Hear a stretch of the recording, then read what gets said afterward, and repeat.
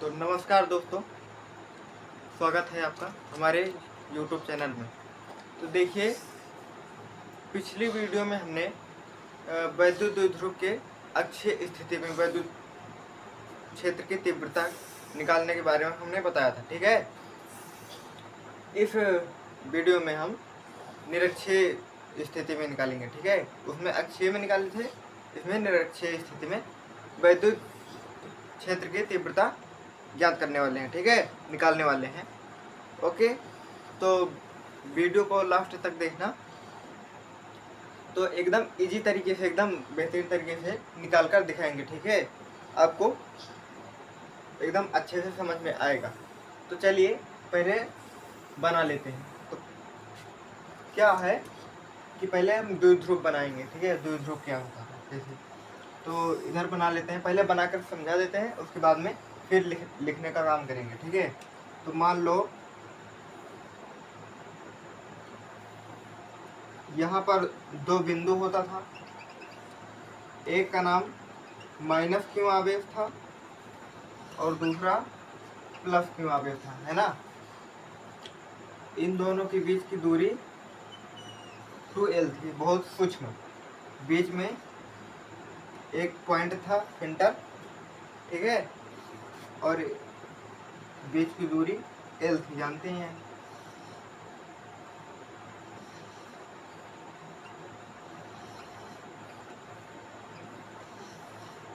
Okay, और ये हमारा द्विध्रुव बन के तैयार हो गया। अब उसमें क्या था, अक्षीय स्थिति में क्या था हमारा कि इसके इस लाइन के, इस रेखा के सीध में जाकर के यहाँ पर हमने निकाला था वैद्युत द्विध्रुव, ठीक है। मतलब वैद्युत क्षेत्र की तीव्रता हमने यहाँ पर जाकर निकाली थी, ठीक है। पी बिंदु जो था वो यहाँ पर था। अब इसमें क्या होगा, इस लंबवत ये जो पॉइंट है, इस पॉइंट का नाम ओ दे देते हैं, ठीक है। ओ है, इस पॉइंट से ऊपर की ओर सीध में जाकर के यहाँ पर वैद्युत क्षेत्र की तीव्रता निकलेगी, ठीक है। तो यहाँ पर चलिए बना लेते हैं बिंदु P, ठीक है, बिंदु P, ओके। इसके बीच की दूरी हमने बताया था कि क्या रखनी है, हमेशा R रखनी है, ठीक है। जब अक्षीय स्थिति पढ़ा रहे थे तो उसमें हमने बताया था कि P से, इस सेंटर से P बिंदु तक की दूरी R दूरी मानी जाती है, ठीक है। इसे R दूरी ही रखनी है, ओके। तो यहाँ तक क्लियर हो गया। अब देखिए, एक बार इस बिंदु से P बिंदु तक की दूरी का मतलब कि वो वैद्युत क्षेत्र की तीव्रता निकालेंगे, और एक बार इस बिंदु से P बिंदु तक की वैद्युत क्षेत्र की तीव्रता निकालेंगे, ठीक है। एक यहाँ से निकलेगा आपका और एक यहाँ से निकलेगा, ठीक है, दोनों निकलेगा। तो इसमें क्या है, अब एक मैं आपको बता देता हूँ। आप लोग अगर क्लास टेंथ में, मतलब कि 11th में पढ़े होंगे तो पता होगा कि देखिए, जब सदिश राशि होती है तो उसमें अगर एक ऐसी सीधी लाइन होती है, ऐसी सीधी लाइन होती है, तो यहाँ पर साइन थीटा मानते हैं। क्या मानते हैं? Sine theta, okay.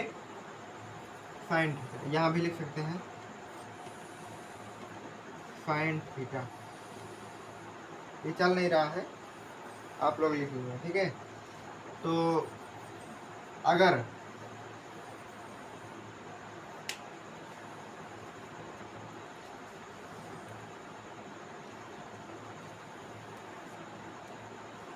तो देखो, अगर यहाँ पर ये वाली लाइन थोड़ा सा तिरछी हो जाए, ऐसे हो जाए, तो इसे कॉस थीटा कहेंगे। कॉस थीटा बनने लगता है, ठीक है, कॉस थीटा, कॉस थीटा, ठीक है। तो इसे ऐसे समझो, जैसे ये लाइन है, ये लाइन है, तो ये साइन थीटा हो गया, साइन थीटा, और ये कॉस थीटा हो गया, ठीक है, कॉस थीटा। इतना बात समझ में आया आपको? तो cos थीटा हो गया। और पिछले वीडियो में हमने ये भी बताया था कि प्लस क्यू आवेश से वैद्युत क्षेत्र की तीव्रता जो होती है वो बाहर की ओर होती है, बाहर की ओर, ठीक है। वो बाहर इधर से इसमें बाहर की ओर होगी और इसमें अंदर की ओर आते हुए नजर आती है, ठीक है। इसमें अंदर की ओर आती है, ठीक है। तो इसमें क्या है, ये इधर को निकल रहा है, तो ये सीधा जा करके इस बिंदु से बाहर की ओर इसकी तीव्रता होगी, ठीक है, बाहर की ओर। और माइनस वाला जो होगा उसकी अंदर से अंदर को होगी, ओके। इसमें इस तरह से ये प्लस, क्योंकि जो आवेश की मतलब कि वैद्युत क्षेत्र की तीव्रता है वो बाहर की ओर है और माइनस वाली जो है वो अंदर की ओर आ जाएगी, ठीक है। तो इसे क्या करेंगे, इसे E1 नाम दे देते हैं, क्या, E1, और इसे E2 नाम दे देते हैं, ठीक है। ये इतना हो गया। अब पहले इसे मिटा देते हैं। तो अब देखिए यहाँ पर क्या है कि आपको टोटल निकालना है, टोटल निकालना है। तो टोटल निकालने के लिए आप लोग यहाँ से सेंटर से एक सीधी लाइन खींच करके इसे क्या करेंगे, इसे वेक्टर ई नाम दे देंगे। मतलब कि हमें टोटल निकालना है तो ये टोटल ये लिख देते हैं, ठीक है। ये टोटल समझ लो लिखा हुआ है। यहाँ पर क्या है कि जैसे हमने अभी बताया था ना, अभी हमने बताया कि ये वाला जो है ये तो साइन थीटा है ना, ये गया जो, ये साइन थीटा है। अभी हमने बताया साइन थीटा है ना, ये साइन थीटा है। तो हमने कहा था जब थोड़ा सा तिरछा हो जाएगा, ठीक है, ये जो थोड़ा सा तिरछा हो जाएगा तो कोस थीटा बन जाएगा, तो ये हो जाएगा कोस थीटा, ठीक है। यहाँ पे देखिए, अब देखिए ये जो है ये कोस थीटा, यहाँ पे इतनी दूरी जो है ये कोस थीटा है, क्या है, कोस थीटा। तो यहाँ पर E1 है तो इतने का नाम जो होगा E1 कोस थीटा होगा, ठीक है, E1 कोस थीटा। अब ये जो है ये हो जाएगा E2 कोस थीटा, है ना। इतना समझ में आया। ये E1 और ये E2 कोस थीटा हो जाएगा, ठीक है। तो यहाँ पर थीटा है तो इसके जो कोण है इसका मान लेते हैं, इसका कोण जो है ये थीटा मान लेते हैं इसका मान, ठीक है। तो ये थीटा है तो ये भी थीटा हो जाएगा, ये भी हो जाएगा, ठीक है। जब ये होगा, ये रेक्टेंगल की वजह से हो रहा है, ठीक है। यहाँ पर थीटा है तो यहाँ पर भी थीटा हो जाएगा इसका मान, ठीक है। यहाँ पर भी हो जाएगा, क्यों हो जाएगा, क्योंकि इस पर है, ठीक है। फिर यहाँ पर भी हो जाएगा कॉस थीटा। अब मैं आपको बता दूं, ये डायग्राम तो पूरा हो गया, अब डायग्राम बन चुका है। अब यहाँ पर बता दूं कि ये जो वैद्युत क्षेत्र की तीव्रता वाला जो सूत्र था उसको अप्लाई करेंगे, ठीक है। वो सूत्र क्या था, E बराबर 1/4 पाई एप्सिलॉन नॉट Q/r² था। ये सूत्र था हमारे पास, है ना, ये सूत्र था। अब देखो ये यहाँ पर r² जो है ये दूरी है, ठीक है। ये कहाँ की दूरी है, यहाँ की दूरी है, ठीक है। ये दूरी यहाँ की है, ओके। तो यहाँ की दूरी अब कैसे निकालेंगे, तो देखिए मैं आपको एक बात बताना चाहता हूँ। देखिए यहाँ पर क्या बन रहा है, एक ऐसे है और एक ऐसे है। इसमें ये चित्र आपको दिखाई दे रहा होगा, है ना, है कि नहीं है। देखिए एक यहाँ से है और एक यहाँ से, ये इतना आपको चित्र दिख रहा है ना। तो इसे R मान लो, इसे L मान लो, ठीक है। यहाँ पर ये था, इसका मान दिया हुआ है, अब इसका मान निकालना है। तो यहाँ पर देखिए ये पाइथागोरस जो प्रमेय था उसका सूत्र बन रहा है, ठीक है। उसका सूत्र यहाँ पर अप्लाई होगा, तो वही बन रहा है। तो यहाँ पर देखिए ये जो कर्ण आधार लंब वाला था सूत्र यही लगेगा इसमें। तो यहाँ पर कर्ण निकालना है ना, आधार दिया हुआ है, लंब दिया हुआ है, तो कर्ण निकालना है। कर्ण निकालने के लिए कर्ण बराबर क्या होता था, कर्ण बराबर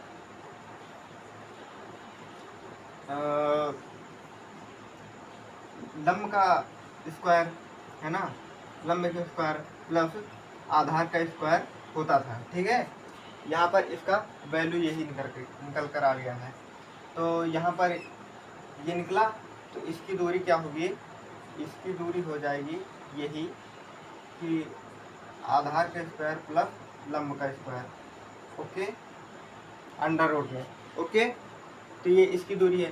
तो जब ये इसकी दूरी है तो इसी तरह ये भी बना है, सेम इधर सेम उधर है, तो बराबर से बटा हुआ है ना, जितना इधर उतना इधर। तो इसकी दूरी भी यहाँ से इसकी दूरी भी हो जाएगी वही, क्या होगी,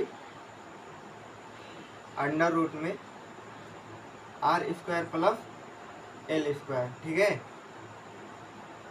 यहाँ पर ये इसकी दूरी हो जाएगी। ठीक है, यहाँ तक आप लोगों को समझ में आ गया होगा एकदम अच्छे से। ठीक है, एकदम अच्छे से हमने इसका ये जो डायग्राम है ये हमने समझा।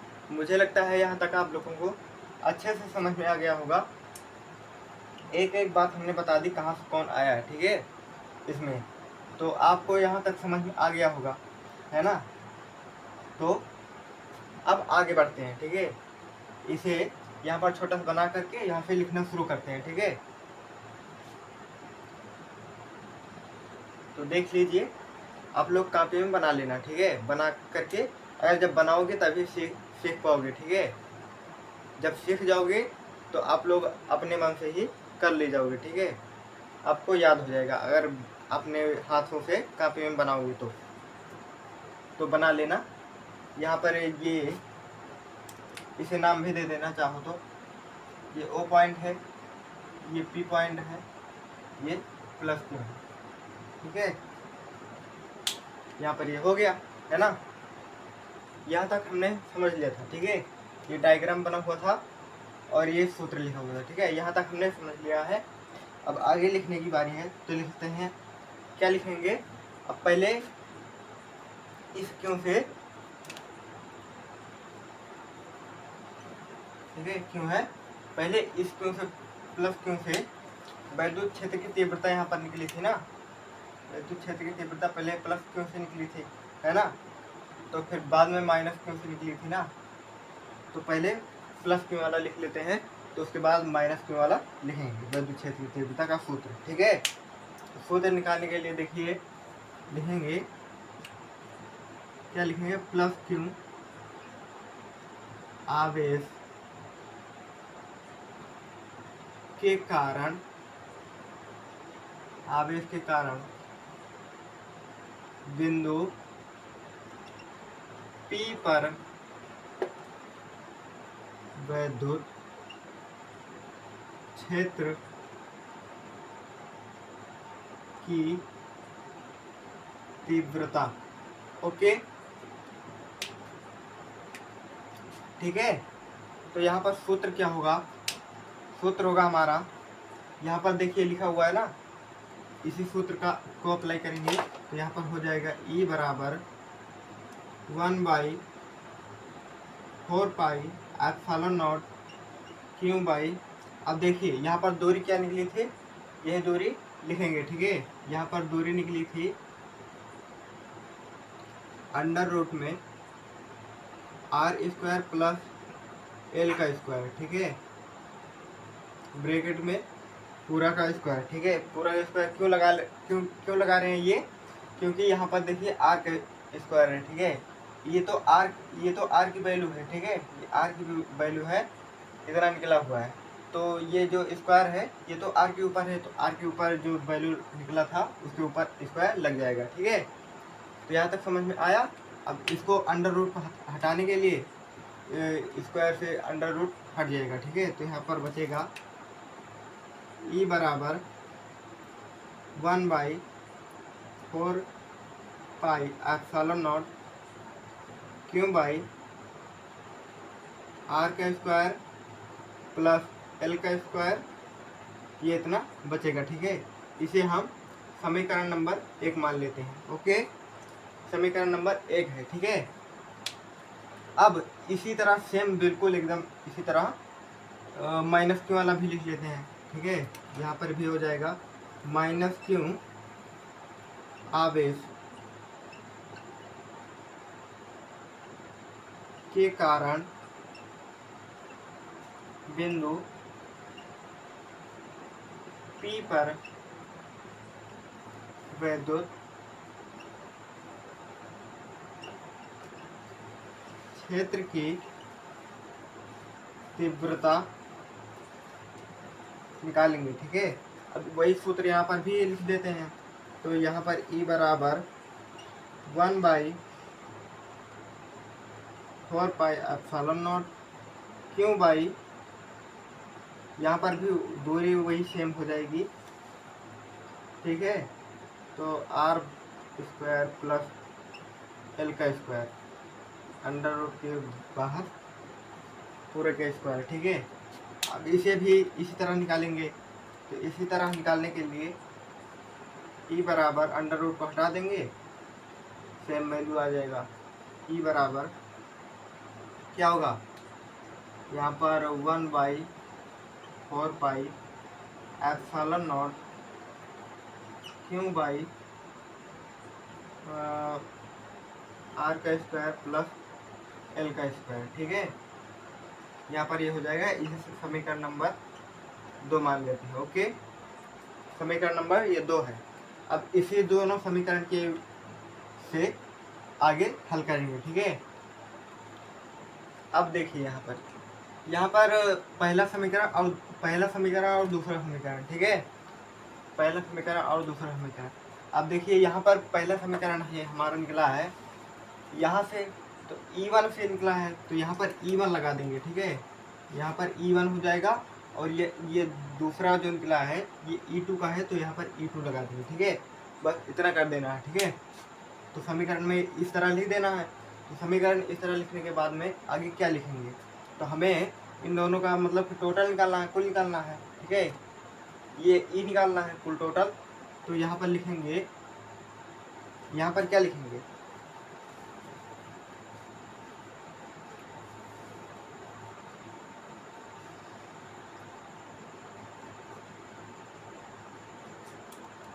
तो यहाँ पर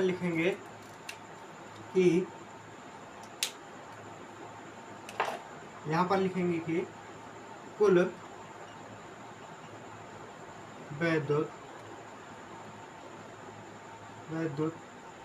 क्षेत्र की तीव्रता, कुल विद्युत क्षेत्र की तीव्रता निकालनी है हमें। मतलब E बराबर क्या निकालना है, E1 cos थीटा प्लस में E2 cos थीटा। ओके, ये हमें निकालना है, कोई दिक्कत नहीं। तो आगे चलिए देखते हैं। अब इन दोनों का मान रख देंगे। ठीक है, मान कैसे रखेंगे कि E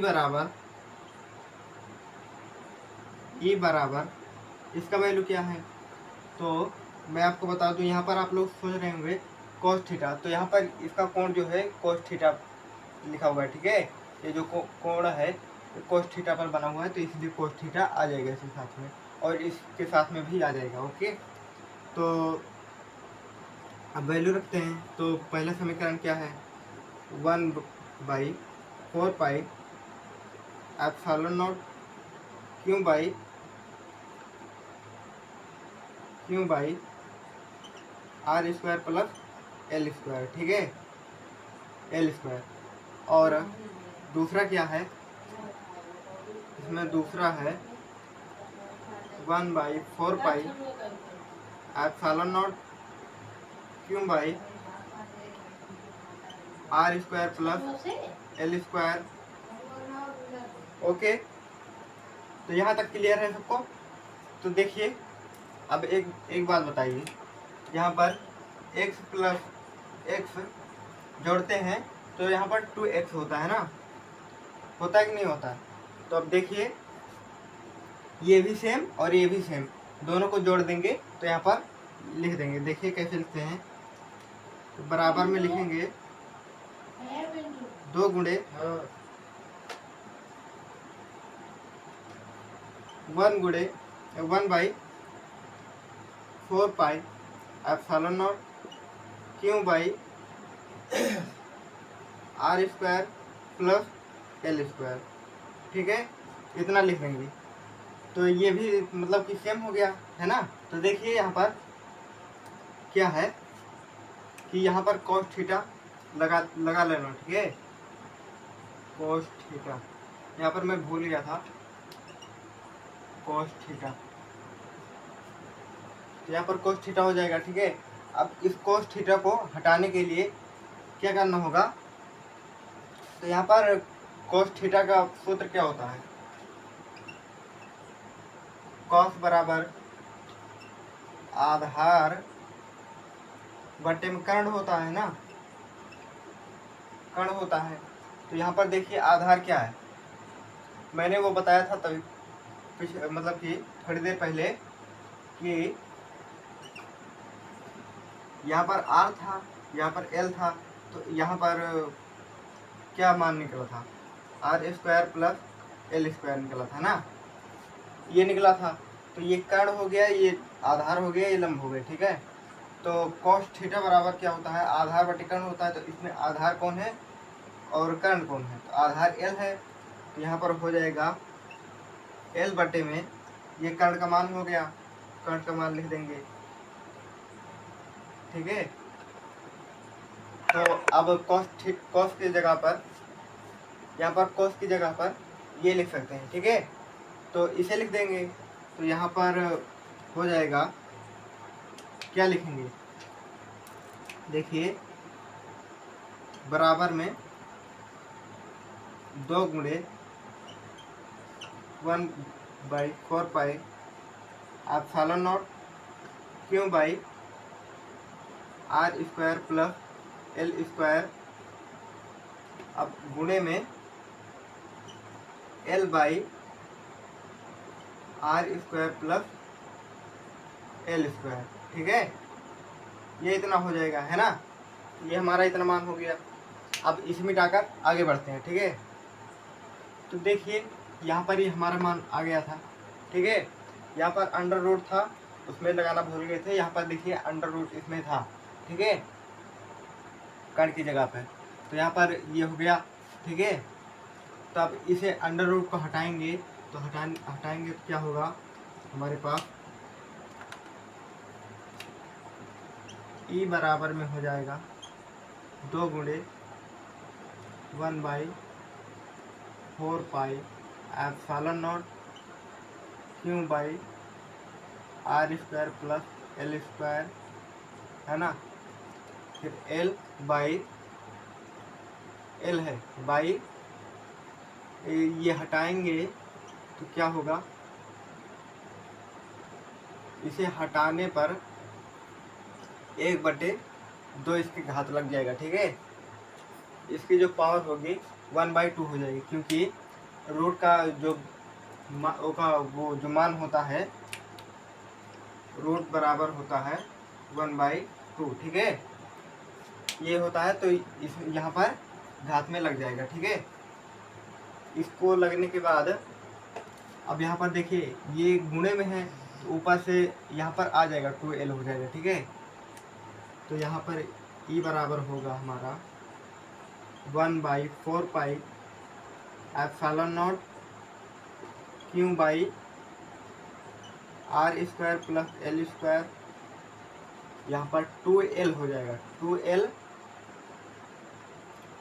are square plus L square, इसकी घात 1/2। ठीक है, यहाँ पर इतना हो गया। तो अब देखिए क्या होगा, इसकी घात 1 है। ठीक है, इसकी घात 1 है, जब समान पद हों तो घातें जुड़ जाते हैं। ठीक है, यहाँ पर घातें जुड़ जाएंगी, समान पद है ना, तो घाते जुड़ जाएंगी। तो यहाँ पर होगा क्या, तो ई बराबर हो जाएगा हमारा 1/4πε0 क्यू बाई, तो यहाँ पर हो जाएगा गुणे में 2l और r² प्लस l²। अब यहाँ पर होगा क्या, यहाँ पर घात 1 है ना, तो 2 एकम 2, यहाँ पर 2 हो जाएगा, यहाँ पर 2 हो जाएगा, 2 एकम 2। अब यहाँ पर जाएगा 2 एकम 2 और 2 एक 3 हो जाएगा, ऊपर 3 हो जाएगा, यहाँ पर नीचे 2 हो जाएगा, 3/2 होगा। ओके ठीक है, यहाँ पर 3/2 हो गया है ना। तो अब देखिए यहाँ पर है क्या, हमने पिछली वीडियो में जब अच्छी स्थिति पढ़ा रहे थे तो उसमें हमने बताया था कि r² बहुत बड़ा होता है l² के, ठीक है। अब बताइए यहाँ पर ये l है और ये r है, ठीक है। जब r इतना बड़ा है, l इतना ही छोटा है, r इतना बड़ा है लमसम, ठीक है। तो जब r वाकई में इतना बड़ा है तो l को घटाओ या जोड़ो, मतलब कि घटाओ या ना घटाओ, या जोड़ो या ना जोड़ो, ठीक है, उससे कोई फर्क नहीं पड़ता है। तो इसको डिस्क्वालीफाई कर देते हैं, मतलब हटा देते हैं, ठीक है। तो हटा देंगे तो ये क्या होगा, उससे कोई फर्क नहीं पड़ेगा। जब नहीं जोड़ेंगे तो उससे कौन फर्क पड़ेगा, ठीक है। उसे हटा देते हैं। तो हटाने के बाद क्या होगा, ई बराबर 1/4πε0 क्यों बाई r² हो जाएगा, यहाँ पर उसे हटा दिए तो 3/2 हो जाएगा, है ना। ये हो गया हमारे पास, बस आंसर होने ही वाला है, ठीक है। देखिए यहाँ पर गुणे में 2l हो जाएगा, यहाँ पर इतना हो गया ना, इतना हो चुका है। तो यहाँ पर देखिए क्या होगा, यहाँ पर कैंसिल हो जाएगा, 2 से 2 कैंसिल हो गया, है ना, 2 से 2 कैंसिल हो गया। तो यहाँ पर हमारे पास बचा क्या, ई बराबर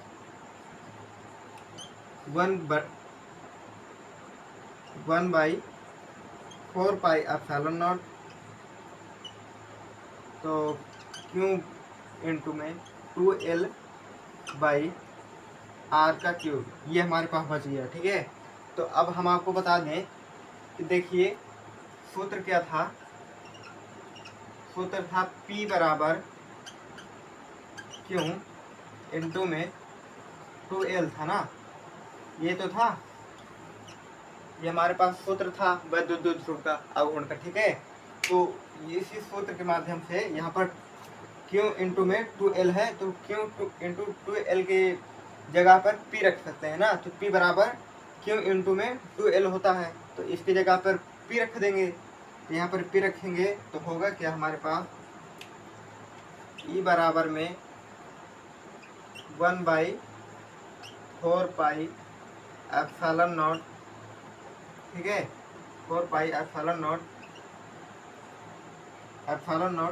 यहाँ पर P रख देंगे, P/r³, ठीक है। यहाँ पर ये देखिए ये आंसर हो गया, ठीक है।